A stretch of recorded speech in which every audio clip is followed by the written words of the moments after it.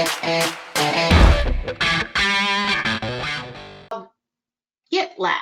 and I have never traded this one or seen it. If we hit the little max here on Yahoo, we can see that this is a young company. It came public October 14th, 2021. So it came public, looks like about around 100 probably, and has gotten taken to the woodshed like most of the other tech stocks did last year. Now, this one does have an average volume over 3 million a day, so I like that. I like to trade stuff where people are at. I rarely trade anything less than $1 million. They just reported earnings back on June 5th, so let's click on the chart and look at this. Right here, we can see that they did a nice little gap up from earnings and are headed higher. So let's work up a money press on this and see what it would look like. Because this might be something we're interested in doing. So the first thing I always do, of course, we don't really know from going back here, we don't really have the next earnings date, but we know that they usually report about every quarter. So we could say 3 months from now, so probably September, around September 5th, they might report again. So I'm just going to use that as an estimate. As time gets closer, we will be able to adjust that and get it more accurate. So what we're going to do is come to my option chain, and I'm going to type in GTLB. And what we have here is the stock is currently trading at 47.26. And I'm going to put that in my journal over here. And when we get done, I'm going to bring my journal over for you to look at, because I love to work my trades up in the journals before I ever enter them. It helps so much to see, you know, the trade setup, what kind of effect it will have on it. I totally recommend doing it. I admit sometimes I get behind and don't fill the journal out, but I have found for my own trading to be successful, I have more success when I take the time to fill this information out. So we know we're not going to sell today because that's zero expiration. So we want to look at next Friday. So here we go. The stock is around 47.26, so we probably want to sell the 48. So I would say let's sell the 48. And it's going between 205 and 220. And I'm going to screenshot this for a minute so we can mark it up a little.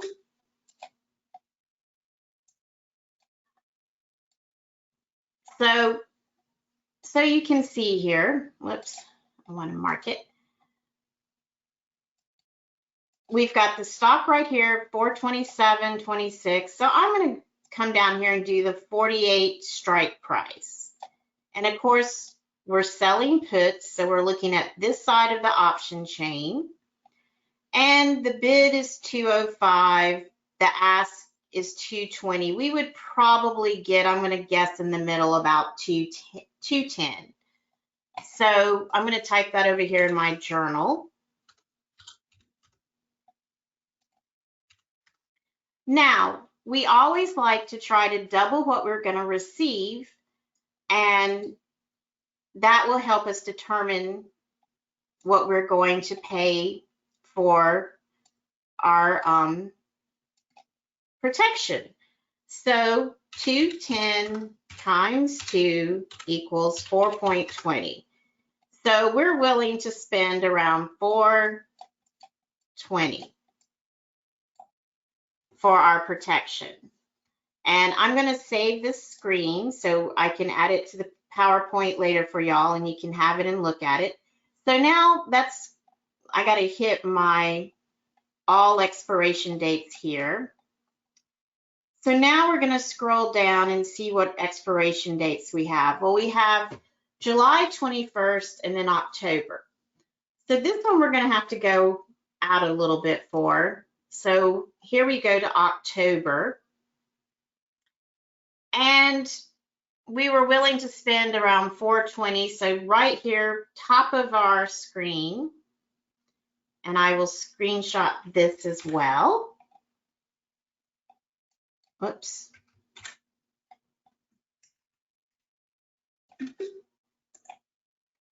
And so now, if you look, we come down here and I just always automatically, I know I want to spend around $420. So all you have to do is really look down here between the bid and ask and see what's closest to $420.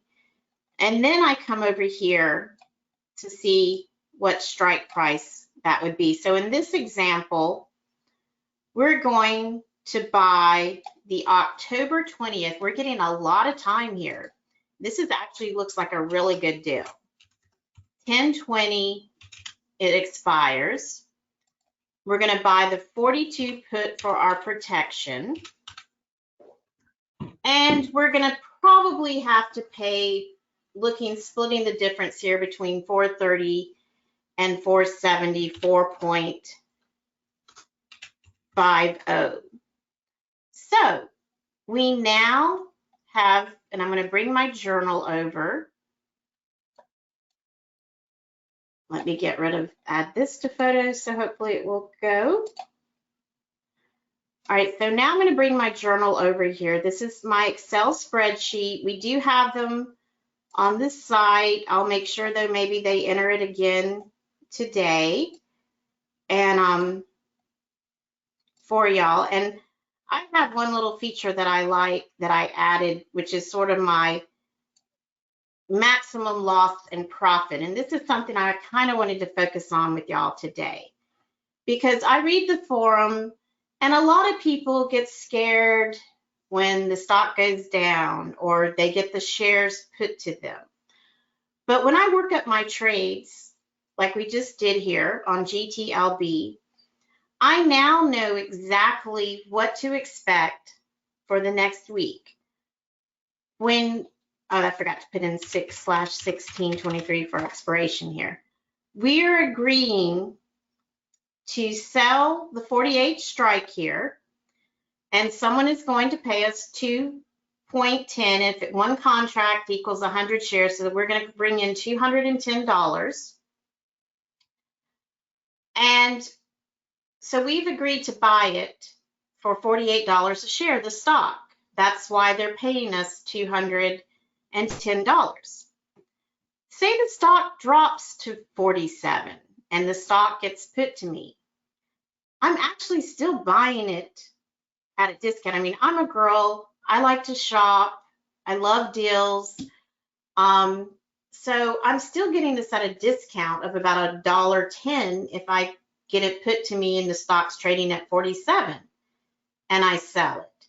Meanwhile, if it does get put to me, my long put protection has probably gained in value. So it's not a tragedy. There's different ways we can go with this trade. If the stock's put to you, you can keep it. You've bought it a little bit at a discount, hopefully. You can sell covered calls weekly on it. You can turn around and sell it. If I got put the stock and it's trading at 47, I can still go ahead and sell it and come out at $110 ahead. Love it. I'll go back to resuming the money press and see what the following week offers us. This trade is really nice because we're going to be able to do it for about 4 months. Our protection's in October, so we've got plenty of time to keep selling weekly puts against this long. The margin, it's calculated here in our journal for you. The margin for this trade is $600. The way we calculate this is you take the strike sold, which is 48, and the strike bought is 42. So that's 6 points, multiply that by 100, multiply it by the number of contracts. If you do 2 contracts, your margin is going to be $1,200. 3 contracts, margin will be $1,800. What the broker does, you do not see this, but basically they're going to take that $600 cash that's in your account and it'll be sort of set aside or sort of frozen, that you won't be able to use it for other trades. It's there to protect them. They're not going to lose any money in this trade. They make sure of that. So that is what margin is. We don't really see it. We just see the total cash in our account, but just know that $600 of your cash is going to be considered held or frozen for this trade. Our current P&L up here, that's next underneath the earnings date, will tell us, it fills it in automatically for you, exactly how much it will cost to start this trade. To start this trade, it will cost us $240. And the way we come up with that is you take the cost of the put protection, the $450, minus the $210 we're going to collect. So $240 all aboard, you're set to go do this money press. They'll take $240 out of your account. I added over here in this little hot pink box the maximum loss or profit, and it varies each week, just like these numbers do. Your margin will probably change each week. The goal is for your current P&L to become profitable as time goes on. It usually takes us about 2 to 3 weeks to get the cost and turn profitable on our money press. So I added this, and it's just the current cost to start the trade plus the margin. But it tells me, and this is how I sleep at night. I know some of you out there might have insomnia, but if you want to be able to sleep, I know that for the next week, the most damage this trade can do to me is $840. Rarely does it ever happen to me. It's going to happen more like if you have bank failures and market tanking, that kind of stuff. But if it does happen, or they could come out with some bad news on this company, I'm not familiar with it like I am some of the others. I know Preston and Mike talk a lot about the Tyco. Back in the early 2000s, there was a company called Tyco, and it turned out that the board of directors were really living it up and having some fun parties in Europe with live sculptures and models and different stuff that they were spending the business money on. So if some news like that hits GTLB and the stock goes to 2, I'm still only going to lose $840. I like that. I like knowing that. This is what's so beautiful to me about this trade, is we know the worst case scenario. The reason we have our put protection, we paid someone $4.5 or $450 for the right to put the stock to them at $42. Now, yes, we'll lose the difference here of our margin, and we'll lose the difference here that it costs us to start this trade. But that's it. That's the most I can lose this coming week, is $840. It works out beautifully. I know that I can now go sleep. I can go enjoy my weekend. I don't have to look at this trade till next Friday for all I care about, because I know the worst case scenario. Even if the stock's put to me on Wednesday, I'm not really worried about it. I'll look at it on Friday and deal with it.